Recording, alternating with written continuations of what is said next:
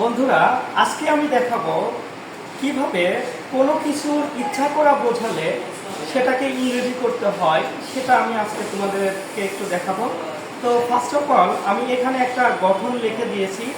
দেখো, এখানে লেখা আছে স্ট্রাকচারটা এরকম: আই ফিল লাইক, এরপরে V1 অর্থাৎ ভার্বের বেস ফর্ম বা প্রেজেন্ট ফর্ম, এর সাথে আইএনজি, এরপরে অবজেক্ট প্লাস এক্সটেনশন।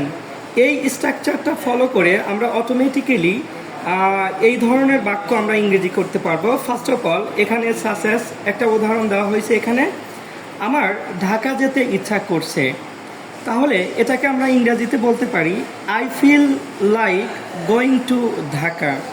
এরপরে আরেকটা উদাহরণ দেওয়া হয়েছে, আমার পিৎজা খেতে ইচ্ছা করছে, তাহলে এটাকে আমরা ইংরেজি করতে পারি I feel like eating ice cream, sorry, eating pizza.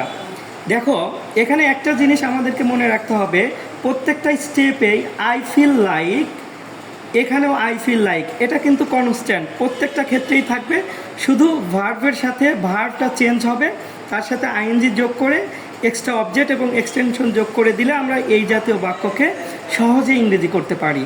দেখো বন্ধুরা, এরপরে আরেকটা লেখা আছে, আমার রুবিনাকে চর মারতে ইচ্ছা করছে, তাহলে এটার ইংরেজি হবে আই ফিল লাইক স্ল্যাপিং রুবিনা।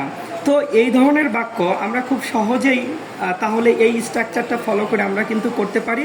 আর তোমাদেরকে রিকোয়েস্ট করব, যারা বেশি বেশি ইংরেজি শিখতে আগ্রহী তারা প্রচুর পরিমাণে ভোকাবুলারি পড়বা এবং ছোট ছোট ভাঙা ভাঙা আমাদের দৈনন্দিন জীবনে যেই বাক্যগুলো আমরা বলে থাকি সেটাকে ইংরেজিতে ডাইভার্ট করা।